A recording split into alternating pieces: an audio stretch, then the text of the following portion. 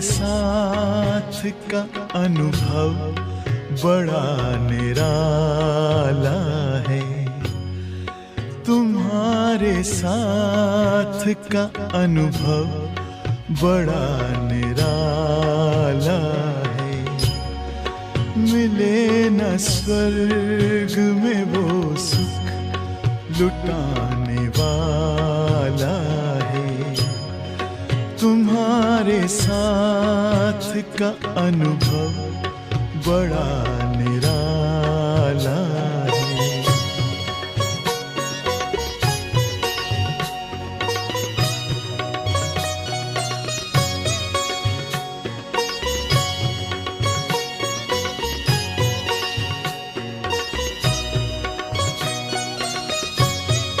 जिसे पाकर न पाना कुछ शेष रह जाए, पाके इतना बाबा अपना दिल अब तो गाए। साथ अपने है जग का जो रखवाला है। तुम्हारे साथ का अनुभव बड़ा निराला है।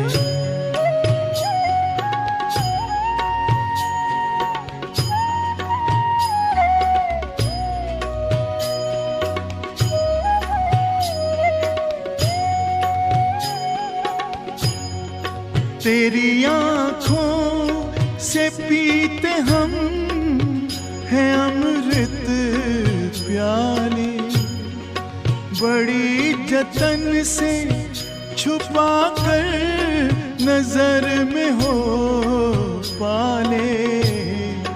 तुम्हारे याद के मोती गले की माला है। तुम्हारे साथ का अनुभव बड़ा निराला है।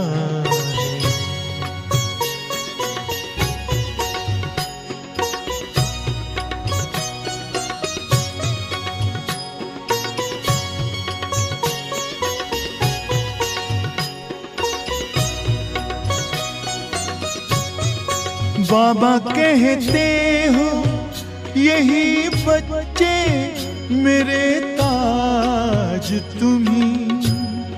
नैन के नूर लाड लो मेरी आवाज तुम्ही। मेरी दुनिया में तेरे दम से उजाला है। तुम्हारे साथ का अनुभव बड़ा निराला है।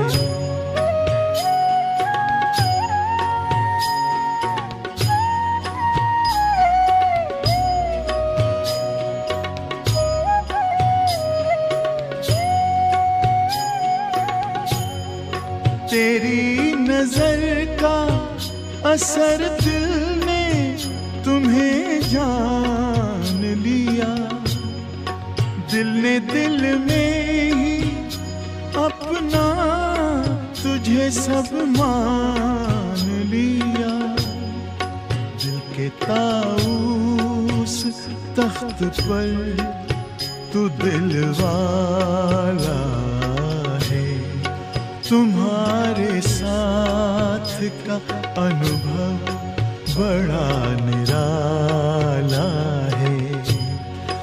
मिले न स्वर्ग में वो सुख लुटाने वाला है।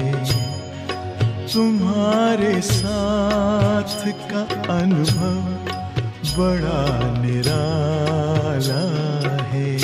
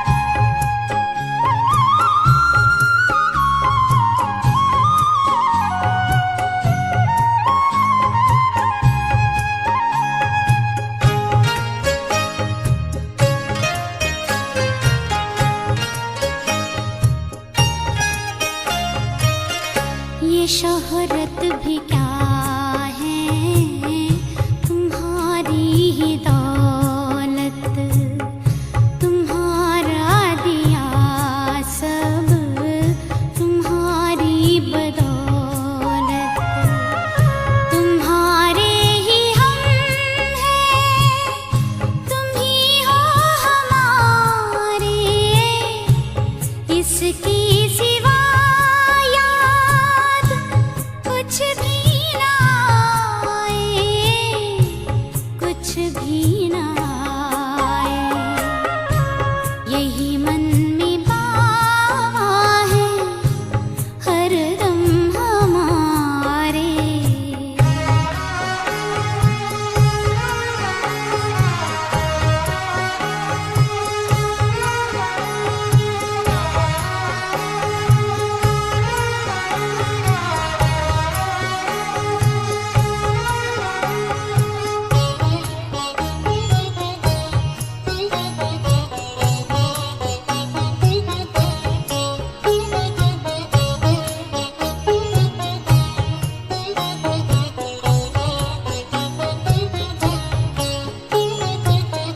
तुम ही तो गुणों से सजाते हो हमको, महिमा की माला पहनाते हमको। हम जो बने हैं तुम्हारे बनाए, कहीं खुद पे हमको गुरूर न जाए, गुरूर न जाए। यही मन में बाबा है हरदम हमारे।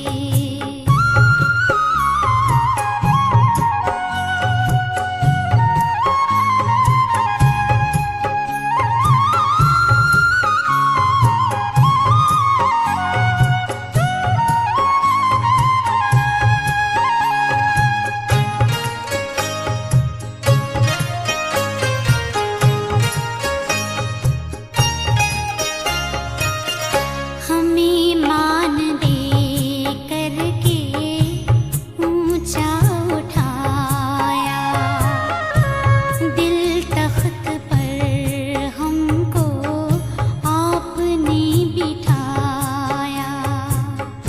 हमें खुशनुमा जिंदगी देने वाले, तेरी खूबियों को जुबां कैसे गाए, जुबां कैसे गाए। यही मन में बाबा है हरदम हमारे। तेरी याद दिल से नहीं दूर जाए, नहीं दूर जाए। मिले शक्तियाँ सिद्धियाँ सब खजाने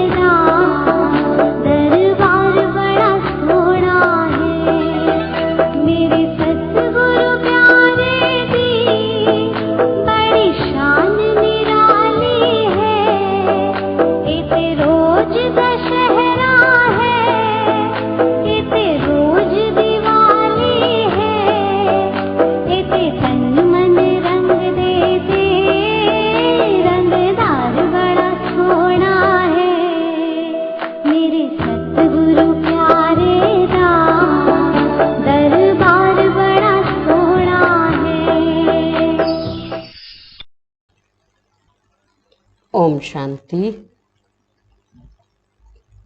गुड मॉर्निंग। आज हम सब मधुबन प्यारे घर से बहुत बहुत आप सब देख सकते हैं कितना सुंदर बाबा के घर रिमझिम लगी है। बहुत समय के बाद बाबा के बच्चे बाबा के पास, बाबा की गोद में, बाबा के स्नेह में उड़ उड़ के आए हैं। जो आए हैं वो भी बहुत खुश हैं, लेकिन जिन्होंने भेजा है वो भी बहुत खुश हैं। तो आप सब भी मुरली सुन रहे हैं। ऐसा लगता है आप सब भी हमारे साथ हैं। मन तो सबका बाबा के पास ही है, बाबा के घर में ही है। 3 ही तो रतन मिले हैं संगम युग पर, बाबा, मुरली और मधुबन। तो मधुबन तो हम सबको कितना प्यारा है। मधुबन याद करते ही मन खुश हो जाता है। तो आप सब भी ऐसा ही अनुभव करिएगा कि हम बाबा के घर में, शांतिवन में बाबा के सम्मुख बैठे हैं, मुरली सुन रहे हैं, बाबा से मिलन मना रहे हैं। और हमारे साथ ही आप सब हैं, दूर नहीं हैं। तन से भले आप वहाँ हैं, अपने अपने स्थान पर हैं, लेकिन मन से आप सब यहाँ ही हैं। बाबा तो बहुत प्यार करते हैं अपने बच्चों को, और जो दूर हैं उनको और ज़्यादा करते हैं। तो ऐसे नहीं समझिएगा कि हम तो यहाँ हैं, हम तो जा नहीं पाए, हमको तो चांस नहीं मिला। लेकिन जहाँ हमारा मन होगा वहाँ हमारा तन होगा।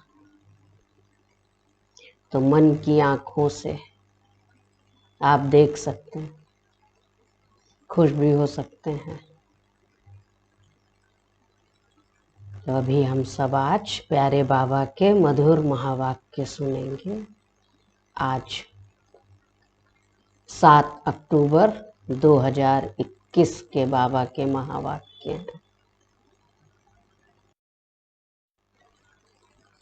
तो आज बाबा ने कहा है, मीठे बच्चे,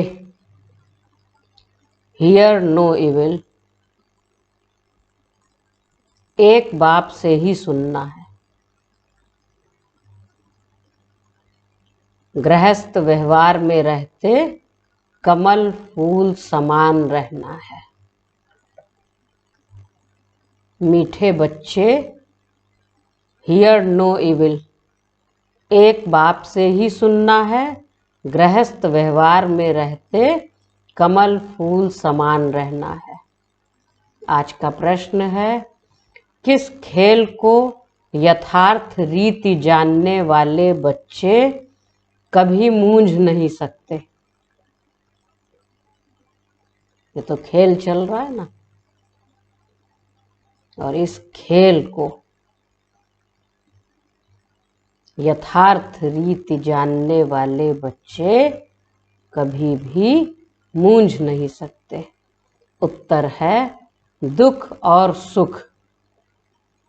भक्ति और ज्ञान का जो खेल चलता है, इसको यथार्थ रीति जानने वाले कभी मूंझते नहीं हैं। तुम जानते हो, भगवान किसी को दुख नहीं देता।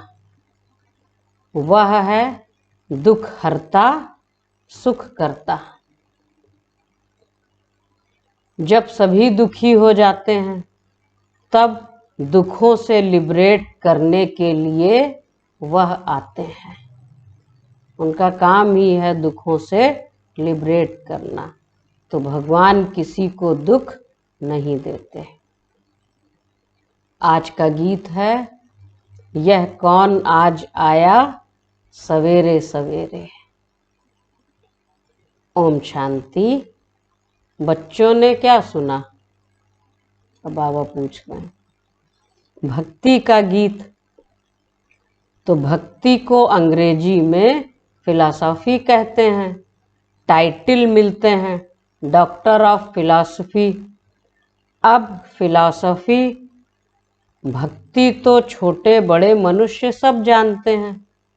कोई से भी पूछो ईश्वर कहाँ रहते हैं, क्या बताएंगे? तो कह देते सर्वव्यापी है। यह भी फिलॉसफी हुई ना। अब जो जो जानता है वही बताएगा। अब शास्त्रों की कोई भी बात बाप नहीं सुनाते। कोई भी भगत को ज्ञान सागर नहीं कहेंगे, और शास्त्रों की बात तो बाबा नहीं सुनाते। फिर ना उनमें ज्ञान है, ना ज्ञान सागर के बच्चे हैं। ज्ञान सागर बाप को कोई नहीं जानते हैं, तो फिर उनको क्या कहेंगे? ना बाप के बच्चे हैं और ना ज्ञान सागर बाप को जानते हैं, ना अपने को बच्चा समझते हैं। वह सब भक्ति करते हैं भगवान से मिलने के लिए, परंतु भगवान को जानते नहीं, तो भक्ति से क्या फायदा होगा?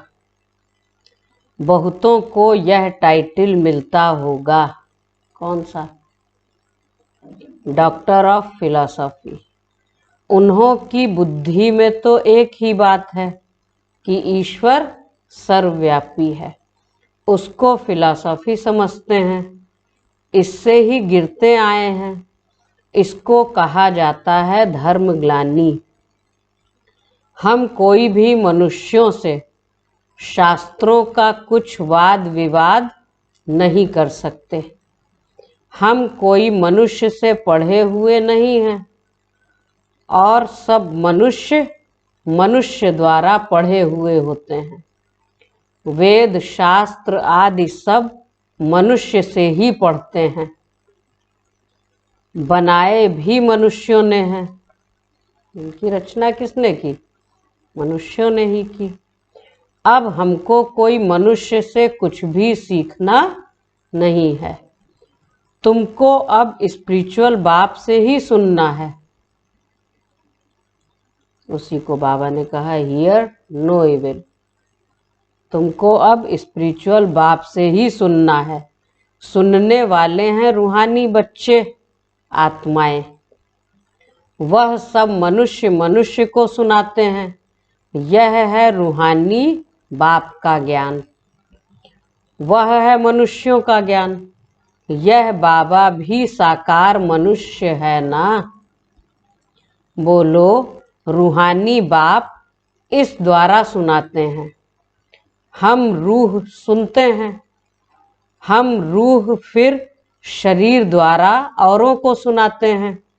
यह है रूहानी ज्ञान। रूहानी बाप रूहानी बच्चों को सुनाते हैं। रूहों को ये पढ़ाई जा रही है ना। कितनी अच्छी बात है कि इसमें शरीर का कोई काम है ही नहीं। भक्ति में जिस्म की पूजा करते हैं। बाप कहते हैं तुम अपने को मनुष्य या भगत न समझो। कौन है फिर हम सब? अपने को आत्मा समझ मुझ बाप को याद करो। तुम आत्माएं भाई भाई हो। गाया हुआ भी है आत्मा परमात्मा अलग रहे बहुकाल। कितना समय अलग रहे? 5000 वर्ष। तो हमको कोई भी मनुष्य से सुनना नहीं है। कोई सवाल पूछे तो बोलो हमारा कोई शास्त्रों का ज्ञान नहीं है। हम उसको फिलॉसफी कहते हैं, अर्थात भक्ति मार्ग का ज्ञान है। सद्गति देने का ज्ञान सिर्फ एक बाप ही देते हैं। सर्व का सद्गति दाता एक ही गाया हुआ है।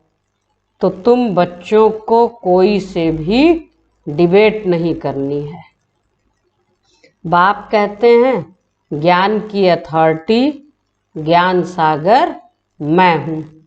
मैं तुमको कोई शास्त्र आदि नहीं सुनाता हूँ। हमारा यह है रूहानी ज्ञान, बाकी सब है जिस्मानी ज्ञान। वह सत्संग आदि सब भक्ति मार्ग के लिए हैं। यह रूहानी बाप बैठ रूहों को समझाते हैं। इसलिए देही अभिमानी बनने में बच्चों को मेहनत लगती है। वहाँ तो सब शरीरधारी को ही सुनाते हैं, और यहाँ ये रूहानी बाप बैठ रूहों को समझाते हैं। इसलिए देही अभिमानी बनने में बच्चों को मेहनत लगती है। हम आत्माएं बाप से वर्षा लेती हैं। बाप के बच्चे जरूर बाप की ही गद्दी के वारिस होंगे ना। लक्ष्मी नारायण भी देहधारी हैं। उनके बच्चे जिस्मानी बाप से वर्षा पाते हैं। तो देवी देवताओं का वर्षा अच्छा या भगवान का वर्षा अच्छा? सतयुग में जाएंगे तो क्या वर्षा मिलेगा? सतयुग में बच्चे, लक्ष्मी नारायण के बच्चे जिस्मानी बाप से वर्षा पाते हैं। यह बात ही न्यारी है। सतयुग में भी जिस्मानी बात हो जाती है। वहाँ यह नरक नहीं कहेंगे, है स्वर्ग, लेकिन बात तो वहाँ जिस्मानी ही है। वहाँ यह नहीं कहेंगे कि रूहानी बाप से वर्षा मिलता है। देह अभिमान को तोड़ना है। हम आत्मा हैं और बाप को याद करना है। ये तो इस समय की बातें हैं। यही भारत का प्राचीन योग गाया हुआ है। याद अक्षर हिंदी का है। तो यह नॉलेज तुमको अभी कौन देते हैं? यह कोई मनुष्य नहीं जानते हैं। जन्म जन्मांतर मनुष्य से बात करते आए हैं। अभी रूहानी बाप रूहानी बच्चों से बात करते हैं। रूह सुनते हैं, और सुनाता भी कौन है? रूह सुनाते हैं। इसलिए इसको रूहानी स्पिरिचुअल नॉलेज कहा जाता है। गीता को भी वह स्पिरिचुअल नॉलेज समझते हैं, परंतु उसमें नाम कृष्ण देहधारी का डाल दिया है। बाप कहते हैं कि कोई भी मनुष्य में यह नॉलेज हो ही नहीं सकती। कभी भी तुम कोई से डिबेट करते हो तो बोलो, यह है तुम्हारा भक्ति का ज्ञान, मनुष्यों के बनाए हुए शास्त्रों का ज्ञान। सत्य ज्ञान तो एक ज्ञान सागर बाप के पास ही है, और वही खुद नॉलेज दे रहे हैं। ये ज्ञान तो दूसरे किसी के पास है ही नहीं, और अभी भगवान ही हम बच्चों को यह नॉलेज दे रहे हैं। और उन्हें क्या कहते हैं? सुप्रीम बाप कहते हैं। पूजा भी उस निराकार की होती है। अगर और निराकारियों की पूजा होती है तो वह भी उनके ही बच्चे हैं। मिट्टी का शालिग्राम बनाकर पूजा करते हैं, रुद्र यज्ञ रचते हैं। तुम जानते हो वह परम पिता परमात्मा निराकारी दुनिया में रहते हैं। हम आत्माएं भी वहाँ रहती हैं। वह ज्ञान का सागर आकर ज्ञान सुनाए सबकी सद्गति कर देते हैं। वह है परे ते परे रहने वाला परमपिता परमात्मा। वह है परे ते परे रहने वाला परमपिता परमात्मा। सभी आत्माएं ब्रदर्स को पार्ट मिला हुआ है, जो फिर शरीर धारण कर भाई बहन बनते हैं। आत्माएं सब एक बाप के बच्चे हैं। आत्मा जब शरीर धारण करती है तो स्वर्ग में सुख, नरक में दुख को पाती है। तो स्वर्ग में है सुख, नरक में है दुख। शरीर धारण करती है तभी आत्मा सुख दुख का अनुभव करती है। यह क्यों होता है समझाया जाता है। ज्ञान और भक्ति, वह है दिन, वह है रात। ज्ञान से सुख, भक्ति से दुख, यह खेल बना हुआ है। ऐसे नहीं कि दुख सुख सब भगवान ही रचते हैं। भगवान को बुलाते ही तब हैं जब दुखी होते हैं। समझते हैं वह सुख देने वाला है, नहीं तो दुख में क्यों याद करें उनको। पता है कि वही दुख से छुड़ाने वाले हैं, लिबरेट करने वाले हैं और सुख देने वाले हैं। बाकी भगवान दुख नहीं देते। फिर जब सुख का समय पूरा होता है, फिर रावण 5 विकारों के कारण दुख शुरू होता है। यही खेल है जिसे यथार्थ रीति समझना है। इसे ही रूहानी ज्ञान कहा जाता है। बाकी है सब जिस्मानी ज्ञान, वह हम सुनने नहीं चाहते हैं।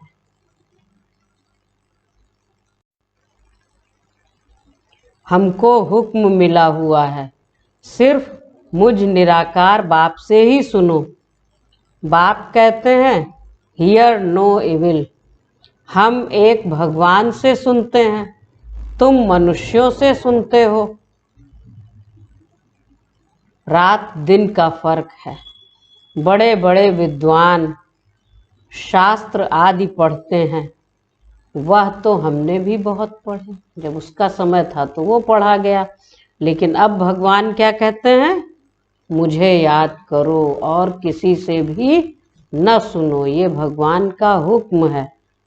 क्योंकि उसको सुनते सुनते अब क्या मिला, कुछ मिला तो नहीं, लेकिन फिर भी सुनते ही रहे।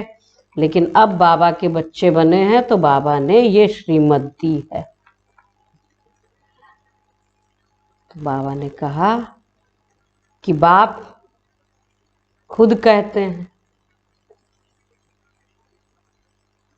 अब भगवान कहते हैं तुमने गुरु बहुत किए, अब उनको छोड़ो, मैं जो सुनाता हूँ वह सुनो। भगवान है ही निराकार, उनका नाम है शिव। अभी हम उनसे सुन रहे हैं। बाप खुद अपना परिचय और अपनी रचना के आदि मध्य अंत का परिचय देते हैं। फिर हम आपसे शास्त्रों आदि की बातें सुने ही क्यों। हम आपको रूहानी नॉलेज सुनाते हैं। सुनना हो तो सुनो, मूंझने की तो कोई बात ही नहीं। सारी दुनिया है एक तरफ और तुम कितने थोड़े हो। बाप अब कहते हैं मुझे याद करो, तो तुम्हारे ऊपर जो पापों का बोझा है वह उतर जाएगा और तुम पवित्र बन जाएंगे।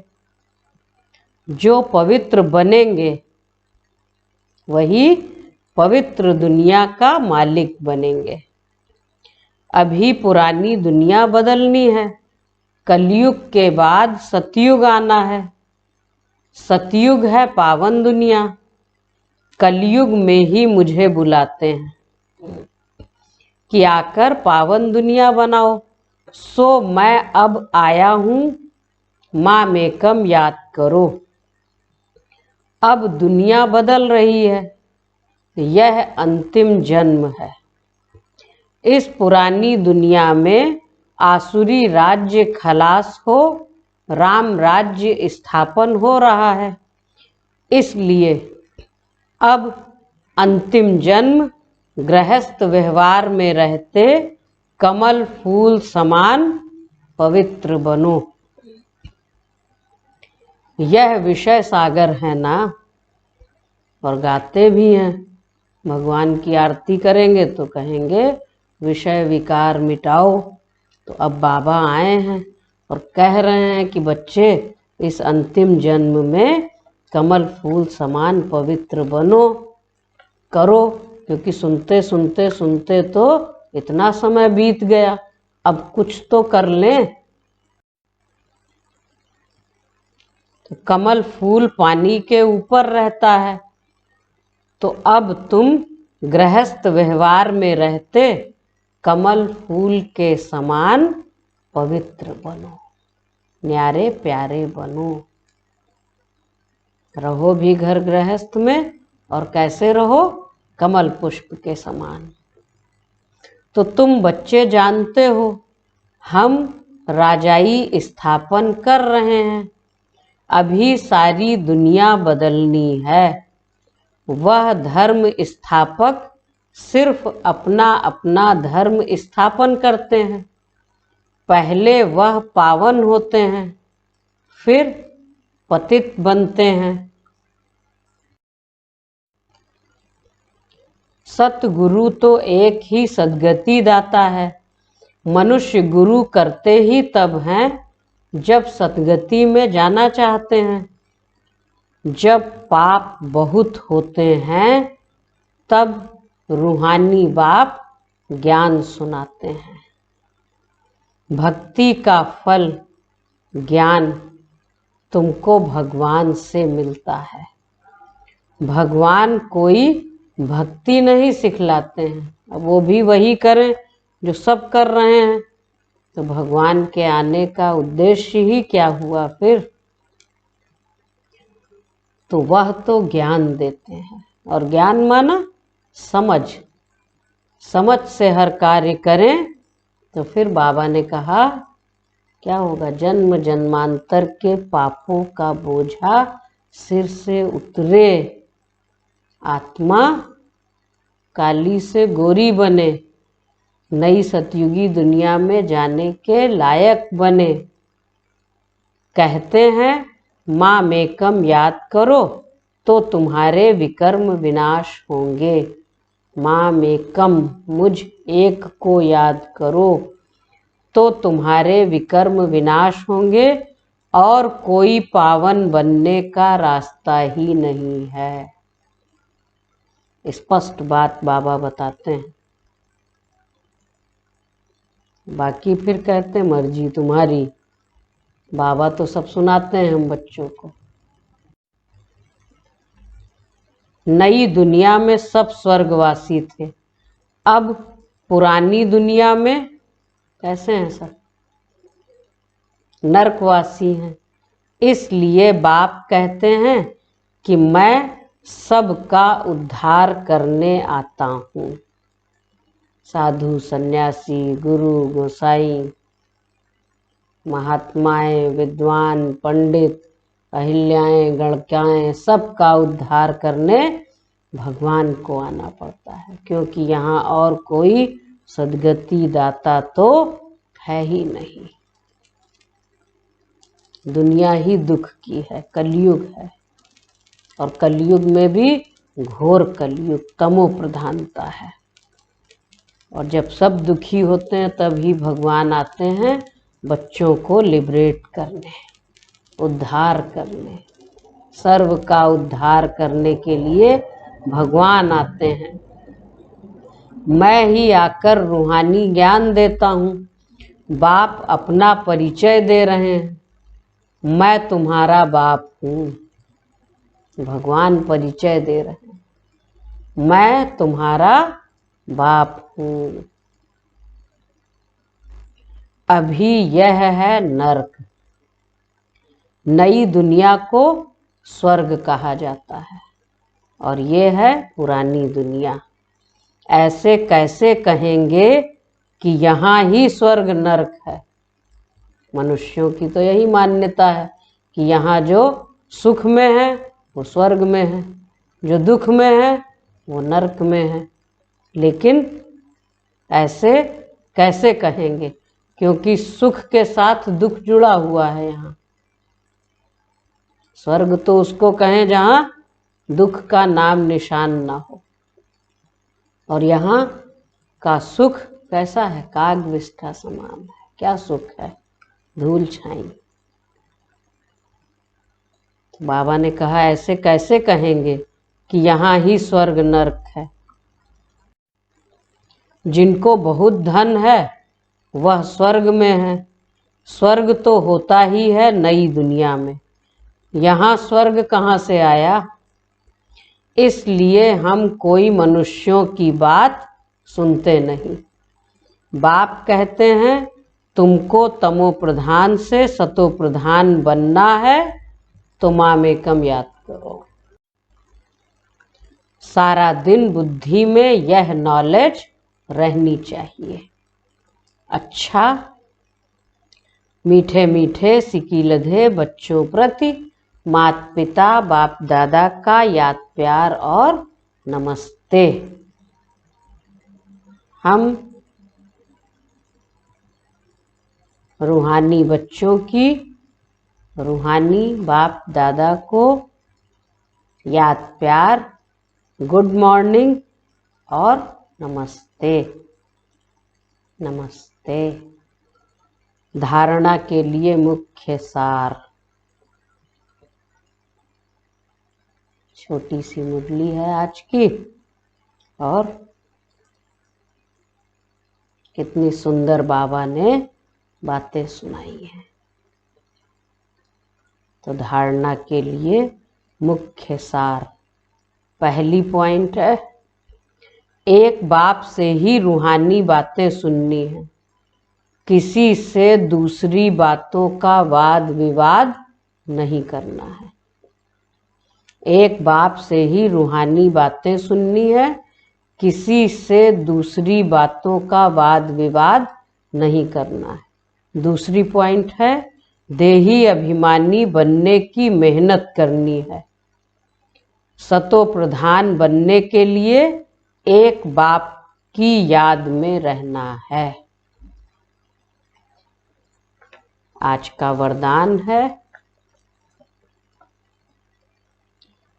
बाप के हाथ और साथ की स्मृति से, बाप के हाथ और साथ की स्मृति से मुश्किल को सहज बनाने वाले बेफिक्र व निश्चिंत भव।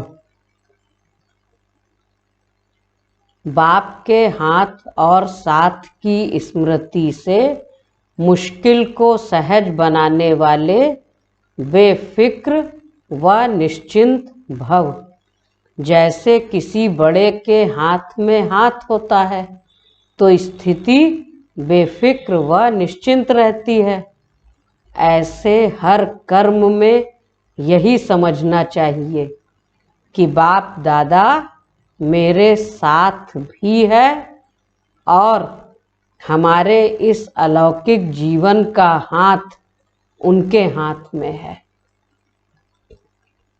बाप दादा मेरे साथ भी है और हमारे इस अलौकिक जीवन का हाथ उनके हाथ में है, अर्थात जीवन उनके हवाले है। तो जिम्मेवारी भी उनकी हो जाती है। सभी बोझ बाप के ऊपर रख अपने को हल्का कर दो। सभी बोझ बाप के ऊपर रख अपने को हल्का कर दो। बोझ उतारने व मुश्किल को सहज करने का साधन ही है। बोझ उतारने व मुश्किल को सहज करने का साधन ही है बाप का हाथ और साथ। आज का स्लोगन है, पुरुषार्थ में सच्चाई हो तो बाप दादा की एक्स्ट्रा मदद का अनुभव करेंगे। पुरुषार्थ में सच्चाई हो तो बाप दादा की एक्स्ट्रा मदद का अनुभव करेंगे।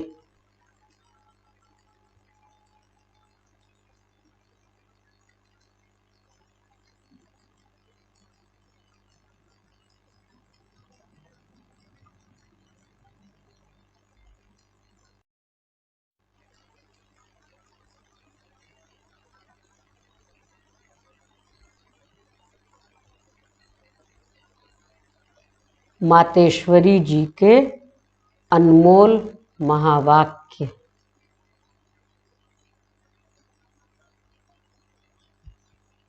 पहली बात है, ज्ञान, योग और दैवी गुणों की धारणा जीवन का आधार है। ज्ञान, योग और दैवी गुणों की धारणा जीवन का आधार है। यह तो अपने को निश्चय है कि परम पिता परमात्मा द्वारा हमें नॉलेज मिल रही है। इस नॉलेज में मुख्य 3 पॉइंट्स हैं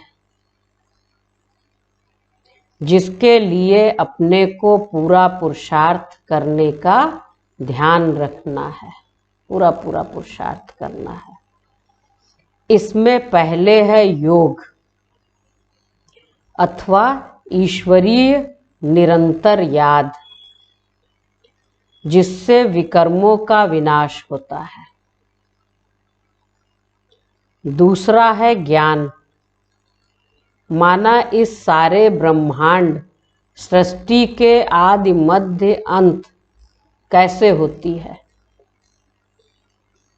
दूसरा है ज्ञान, मतलब इस सारे ब्रह्मांड सृष्टि की आदि मध्य अंत कैसे होती है।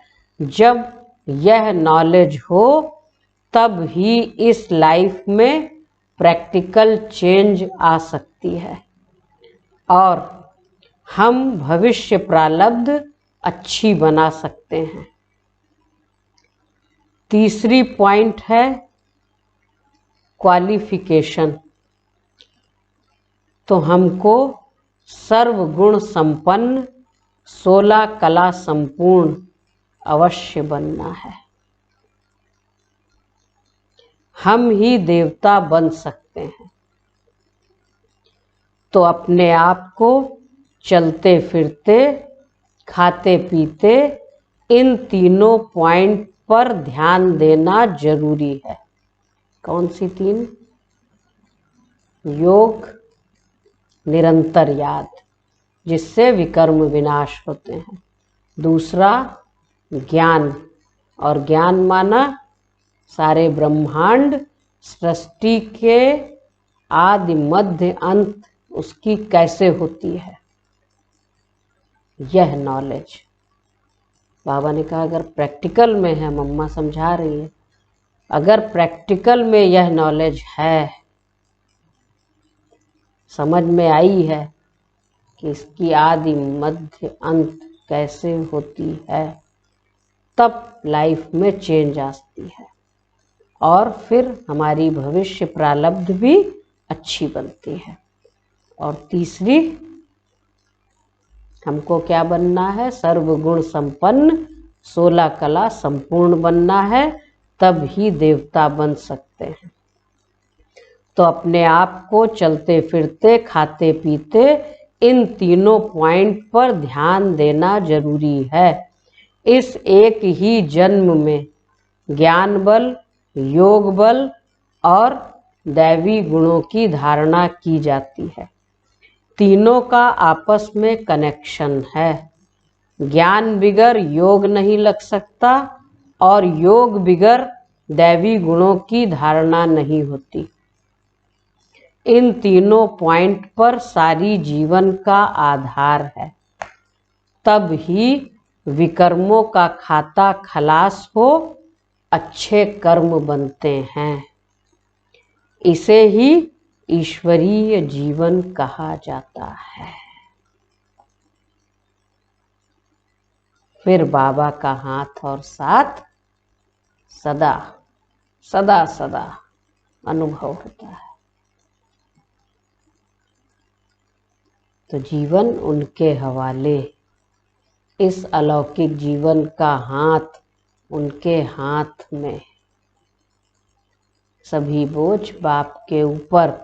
लेकिन ये तीनों बातें, ज्ञान, योग और दैवी गुणों की धारणा, ये तीनों पॉइंट सारी जीवन का आधार है। फिर मम्मा की अनमोल शिक्षाएं। दूसरी बात, भारत का प्राचीन योग परमात्मा द्वारा सिखाया हुआ है। भारत का प्राचीन योग परमात्मा द्वारा सिखाया हुआ है। अपना यह ईश्वरीय योग भारत में प्राचीन योग के नाम से मशहूर है। इस योग को अविनाशी योग क्यों कहते हैं? क्योंकि अविनाशी परम पिता परमात्मा द्वारा सिखाया गया है वंडरफुल बात। भारत का प्राचीन योग यही ईश्वरीय योग है। और इस योग को अविनाशी योग क्यों कहते हैं? क्योंकि अविनाशी परमात्मा द्वारा यह सिखाया जाता है। भल योग और मनुष्य आत्माएं भी सिखाती हैं, इसलिए योगाश्रम वगैरह खोलते हैं, परंतु वो प्राचीन योग सिखला नहीं सकते। तो अगर ऐसा योग होता तो फिर वो बल कहाँ? अगर जो सब सिखा रहे हैं योग आश्रम खुलते जा रहे हैं, नई नई विधाएं निकल रही हैं, अगर वही भारत का प्राचीन योग है तो फिर वो बल कहाँ है, वो शक्ति कहाँ है, उसकी प्राप्ति कहाँ है, क्या है उसकी उपलब्धि? भारत तो दिन प्रतिदिन निर्बल होता जाता है। इससे सिद्ध है वह योग अविनाशी योग नहीं है। जिसके साथ योग लगाना है वह खुद ही सिखला सकता है। बाकी औरों से तो योग लगाना ही नहीं है, तो फिर सिखलाएंगे कैसे? यह तो स्वयं परमात्मा ही कार्य कर सकता है, वही हमें पूरा भेद बता सकता है। क्योंकि आदि मध्य अंत का ज्ञान उनके पास ही, और किसी के पास तो है ही नहीं। और जब है ही नहीं तो वो बताएगा क्या?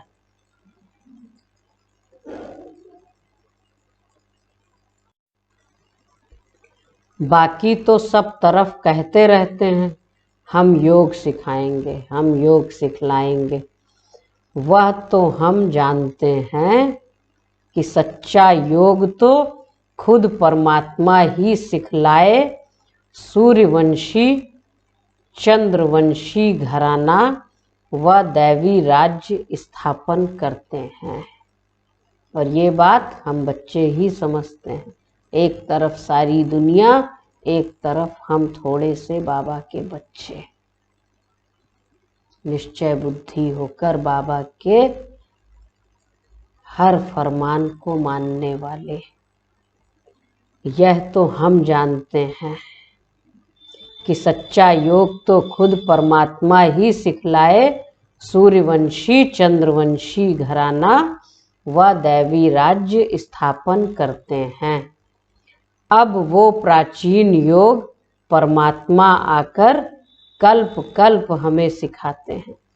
कहते हैं, हे आत्मा, मुझ परमात्मा के साथ निरंतर योग लगाओ तो तुम्हारे पाप नष्ट हो जाएंगे।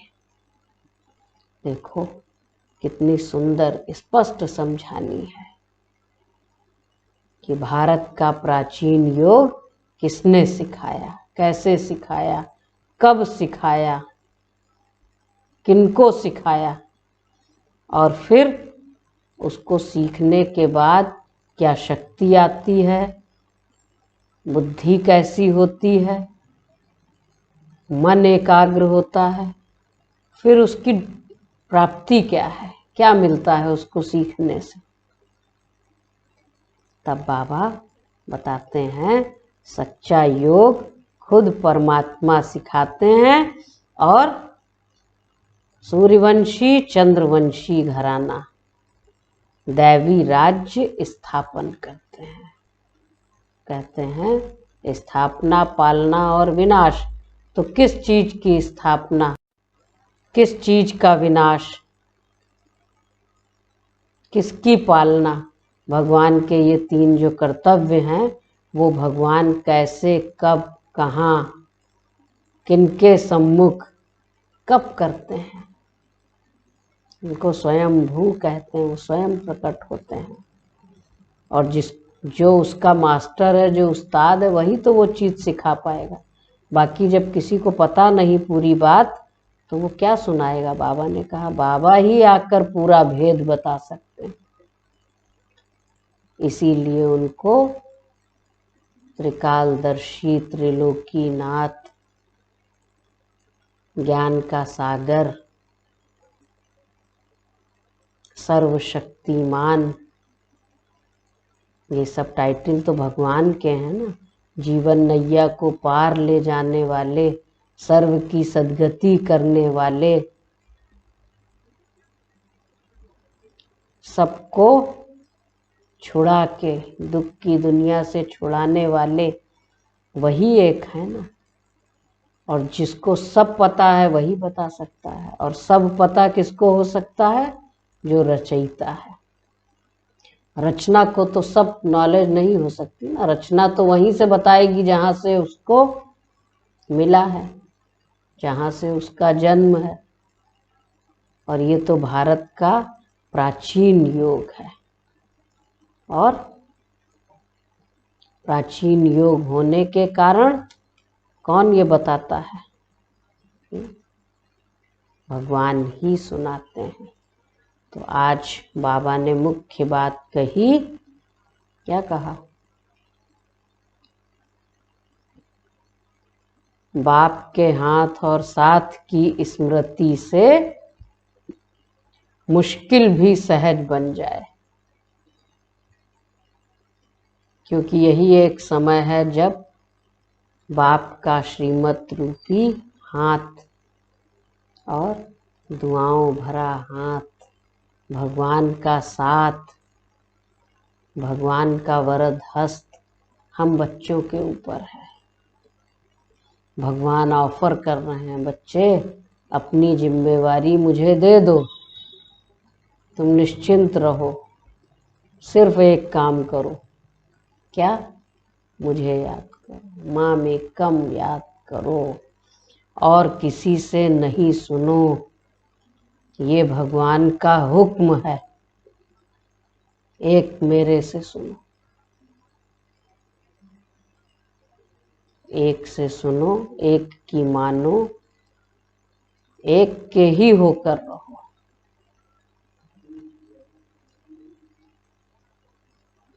अच्छा, और क्या हो? पुरुषार्थ में सच्चाई हो तो बाप दादा की एक्स्ट्रा मदद का अनुभव कर सकते हैं।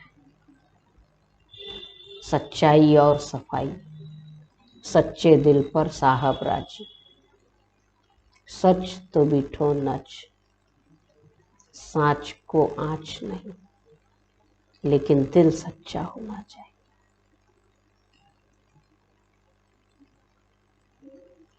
भगवान दुख नहीं देता बच्चों को। दुख तो हम सब अपने कर्मों अनुसार प्राप्त करते हैं। तो हियर नो इविल, बाबा से ही सुनना है और कमल पुष्प समान न्यारा और प्यारा रहना है। किसी से भी वाद विवाद नहीं करना है और सतो प्रधान बनने के लिए एक बाप की याद में रहना है। तो एक की याद में रहना है तो बाकी सबकी याद ऑटोमेटिक छूट जाएगी। भागना भी नहीं है, रहना भी यही है, सेवा भी करनी है, अपनी रचना को भी संभालना है, लेकिन श्रीमत प्रमाण। अच्छा, ओम शांति। ओम शांति।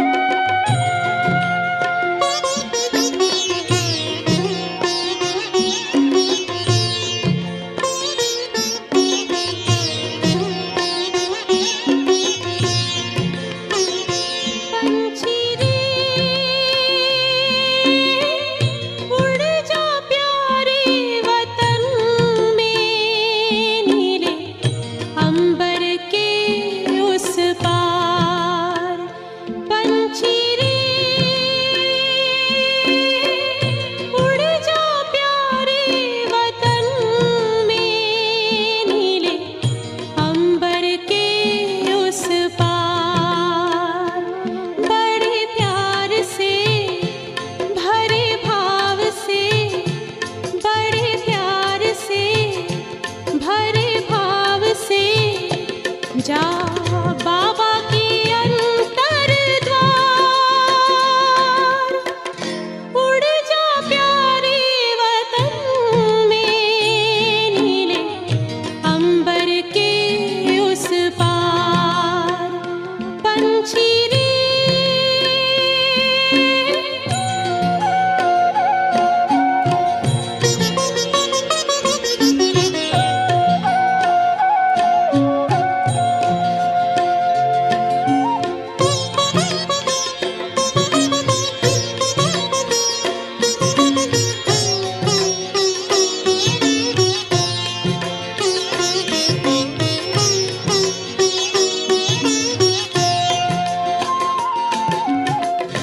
पंचेंद्रिय का छोड़ दे बंधन, तन मन से तू हो जा समर्पण। पंचेंद्रिय का छोड़ दे बंधन, तन मन से तू हो जा समर्पण। दिव्य ज्योतिर्मय देह धारण कर, बाबा के पास जा होके मगन। प्रेम की डोर में मोती पिरो के, प्रेम की डोर में मोती पिरो के, कर ले सच्चा श्रृंगार। उड़ जा प्यारे वतन में, नीले अंबर के उस पार, नीले अंबर के उस पार। पंछी रे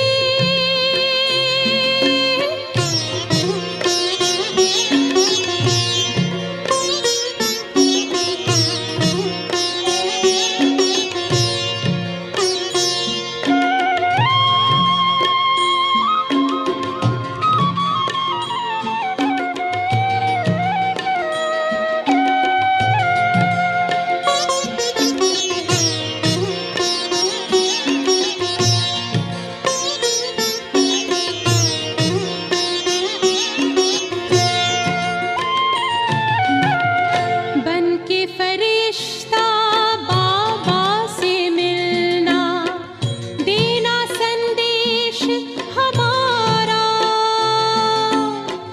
बन के फरिश्ता बाबा से मिलना, देना संदेश हमारा। याद प्यार हम सबका देना, लावतन का नजारा।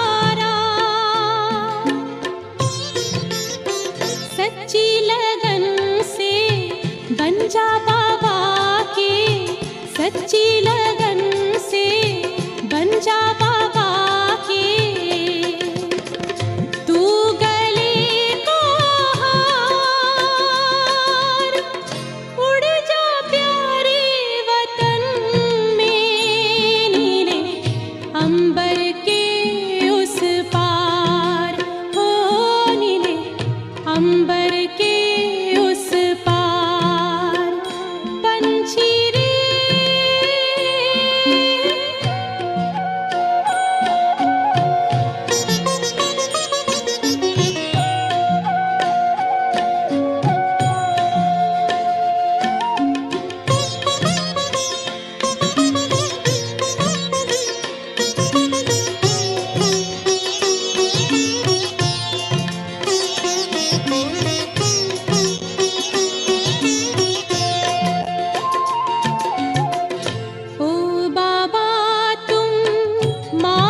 पिता हो तुम ही हो जग के तारनहार ओ बाबा तुम मात पिता हो तुम ही हो जग के तारनहार दुख हरता तुम सुख करता हो गुणों के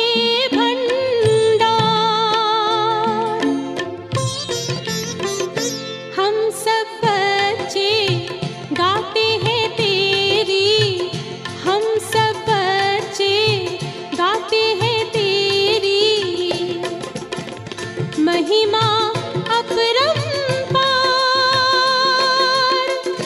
उड़ जा प्यारे वतन में नीले अंबर के उस पार नीले अंबर के उस पार पंछी रे उड़ जा प्यारे वतन में नीले अंबर के उस पार नीले अंबर के उस पार हो नीले अंबर के उस पार नीले अंबर के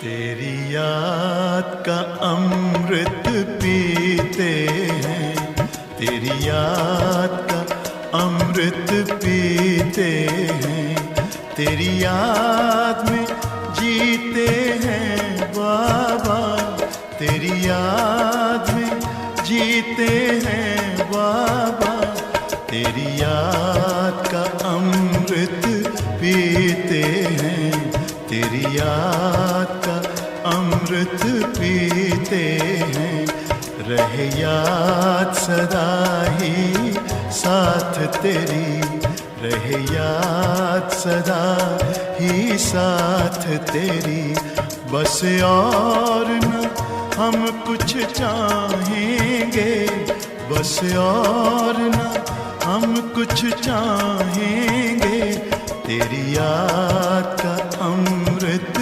पीते हैं, तेरी याद का अमृत पीते हैं।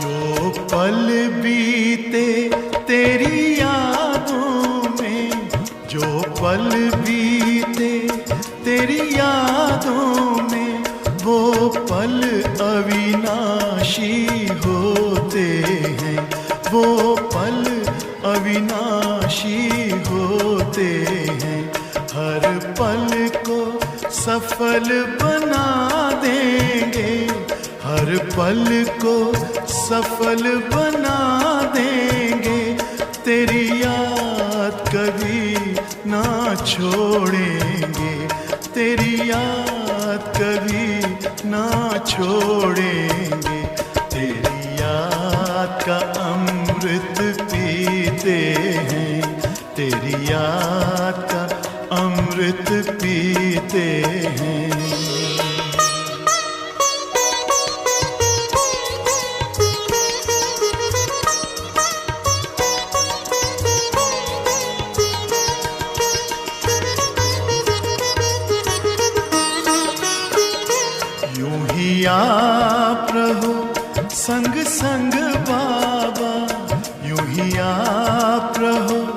संग संग बाबा इस दुनिया के सुख पाने क्या, इस दुनिया के सुख पाने क्या, लहराते रहे तेरी यादों में, लहराते रहे तेरी यादों में, उन यादों में खो जाएंगे, उन यादों में खो जाएंगे।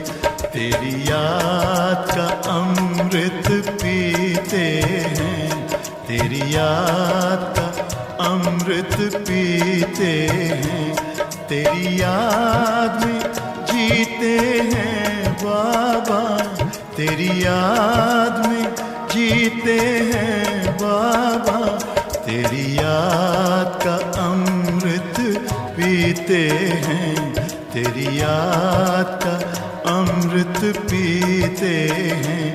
रहे याद सदा ही साथ तेरी, रहे याद सदा ही साथ तेरी, बस और न हम कुछ चाहेंगे, बस और न हम कुछ चाहेंगे, तेरी याद का अमृत पीते हैं, तेरी याद का अमृत पीते हैं, तेरी याद का अमृत पीते हैं, तेरी याद का अमृत पीते